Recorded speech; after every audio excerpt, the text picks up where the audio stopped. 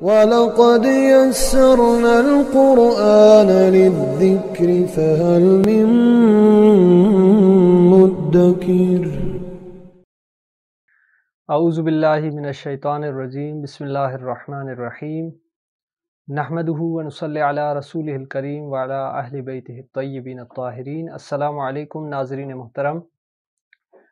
محترم۔ اس سے پہلی کلپ میں جس کی لنک ہم ڈسکرپشن میں ڈال رہے ہیں، ایک مجنب شخص جو حالت جنابت میں ہے اس پر کون سے امور حرام ہیں جن کو ہم نے تفصیلاً بیان کیا، 7 عدد تھے۔ اور اب ہم آپ کی خدمت میں ایک نئی ڈسکشن کے ساتھ، جس کا موضوع ہے کہ جنابت کی حالت میں جو شخص ہے اس پر کون سی چیزیں انجام دینا مکروہ ہے۔ تو سب سے پہلے میں اس بات کی وضاحت کروں کہ مکروہ کس کو کہا جاتا ہے۔ دیکھیں، اسلام میں جو احکام ہیں وہ 5 اقسام کے ہیں، یا تو وہ واجب ہیں انسان پہ، یا حرام ہیں، یا وہ مستحب ہیں، یا وہ مکروہ ہیں، اور یا وہ مباح ہے۔ واجب اس کام کو کہا جاتا ہے جس کو انجام دینا لازم ہے اور اس کو چھوڑنا گناہ ہے۔ حرام اس کام کو کہا جاتا ہے جس کو چھوڑنا لازم ہے اور اس کو انجام دینا جو ہے انسان کے لیے گناہ ہے۔ اور مستحب وہ کام ہے جس کو اگر انسان انجام دے تو اجر و ثواب کا مستحق ہے، اگر ترک کرے تو اس پر کوئی گناہ نہیں ہے۔ اور مکروہ اس کام کو کہا جاتا ہے کہ جس کو نہ کیا جائے تو بہتر ہے، اگر کوئی انسان اس کو انجام دے تو اس پر کوئی گناہ نہیں ہے۔ اور مباح کام وہ ہے جس کا کرنا اور نہ کرنا برابر ہے، یعنی نہ کرنے پہ بھی کوئی اجر و ثواب نہیں اور کرنے پہ بھی کوئی اجر و ثواب نہیں ہے۔ تو جنابت کی حالت میں جو شخص ہے اس پر کون سے کام انجام دینا مکروہ ہے، آئیے باہم جو ہے اس کا بحث کرتے ہیں۔ پہلا جو کام ایک جنابت والے شخص کے لیے کرنا مکروہ ہے، یعنی بہتر ہے نہ کرے، لیکن کرے گا تو کوئی گناہ نہیں کرے گا، وہ ہے کھانا پینا۔ لوگ یہ سمجھتے ہیں کہ شاید کھانا پینا جنابت کی حالت میں حرام ہے۔ حرام نہیں ہے، مکروہ ہے۔ مکروہ ہے یعنی نہ کھائیں تو بہتر ہے۔ البتہ یہاں پہ اس کا حل بھی موجود ہے کہ اگر کوئی شخص جنابت کی حالت میں اور کھانا پینا چاہتا ہے تو بہتر ہے کہ وضو کرے۔ اگر وضو نہیں کر سکتا تو ہاتھ منہ دھو لے۔ اگر ہاتھ منہ بھی دھو لے گا تب بھی وہ مکروہ نہیں رہے گا، کھا پی سکتا ہے۔ اور فقط اگر کلی بھی کر لے اور ہاتھ دھو لے تب بھی جو ہے وہ جو ہے اس کے لیے مکروہ نہیں رہے گا، کراہت اس کی جو ہے کم ہو جائے گی۔ تو لہٰذا یہاں تک یہ مسئلہ جو ہے کلیئر ہو گیا۔ اب چلتے ہیں دوسرے پہ، قرآن کی 7 آیات سے زیادہ پڑھنا۔ مجنب پہ جو حرام کام ہے ان میں سے ایک تھا کہ جن صورتوں میں وہ آیت ہے جس کو تلاوت کرنے سے انسان پہ سجدہ واجب ہوتا ہے، ان آیتوں کو تلاوت کرنا ایک مجنب شخص کے لیے، مجنب یعنی جنابت کی حالت والا جو شخص ہے اس کے لیے حرام ہے۔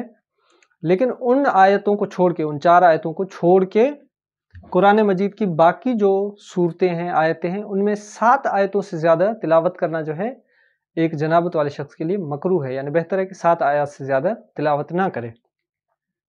اچھا، اور تیسرا جو کام مجنب کے لیے مکروہ ہے، قرآن سے بدن کو مس کرنا۔ یہاں پہ میں نے اجمالی طور پہ لکھا ہے، کلی طور پہ اس طرح ہے کہ دیکھیں قرآن مجید کے الفاظ کو چھونا تو حرام ہے۔ وہ ڈسکرپشن میں آپ دیکھ سکتے ہیں پچھلی ویڈیو سے کہ قرآن مجید کے الفاظ یعنی عبارت کو ڈائریکٹ نسخے سے چھونا جو ہے وہ حرام ہے۔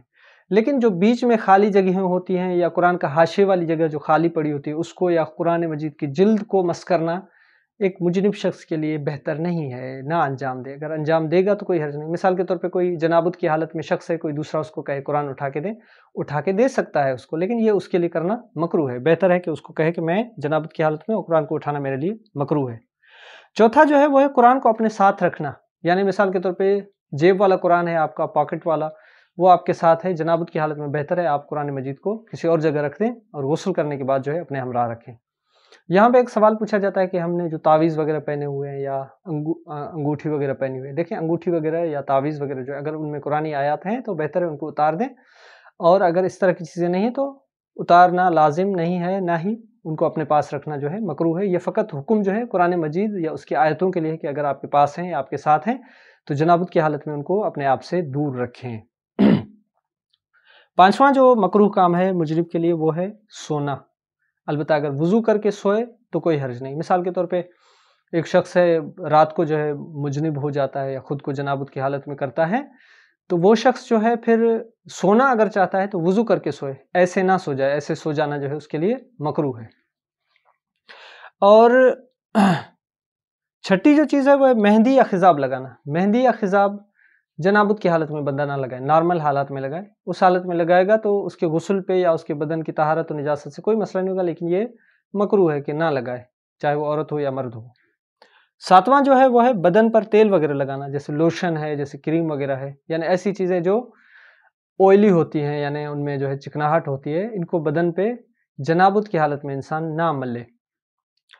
اور 8ویں اور آخری چیز جو ہے وہ ہے کہ محتلم شخص کا جماع کرنا. یعنی کیا؟ محتلم اس شخص کو کہا جاتا ہے جس کو نیند میں احتلام ہو جائے، یعنی نیند میں اس کی منی خارج ہو جائے. اب وہ نیند سے اٹھے اور اپنی زوجہ سے جو ہے ہم بستری کرے تو یہ اس کے لیے مکروہ ہے. یعنی احتلام والا شخص جو ہے اس کا اسی احتلام کی حالت میں کہ جنابت اس پہ طاری ہے، ہم بستری جو ہے اس کا اپنی بیوی کے ساتھ کرنا یہ مکروہ ہے. البتہ یہاں پہ ایک سوال پوچھا جاتا ہے جوانوں کی طرف سے جو شادی شدہ ہیں کہ اگر ایک بار جو ہے ہم بستری کرنے کے بعد دوسری بار بھی کر سکتے ہیں؟ بالکل کر سکتے ہیں، لازم نہیں آپ غسل کریں پھر جو ہے دوسری بار کریں. لیکن بہتر ہے کہ اگر اس طرح کا شخص محتلم شخص جو ہے یا جس نے ایک دفعہ پہلے ہم بستری کی ہے اب دوبارہ کرنا چاہتا ہے، وضو کر کے ہم بستری انجام دے تو پھر مکروہ نہیں ہے. تو یہاں تک ہم نے مجنب شخص کے لیے مکروہات کو بیان کر دیا. توجہ سے سنیں اور مومنین کو گزارش کریں کہ وہ اس چینل کو سبسکرائب کریں اور زیادہ سے زیادہ شیئر کریں تاکہ یہ جو آسان زبان میں احکام بیان ہوتے ہیں یہ زیادہ سے زیادہ جو ہے ان کا پیغام جو ہے جوانوں تک پہنچ سکے. والسلام علیکم ورحمۃ اللہ وبرکاتہ.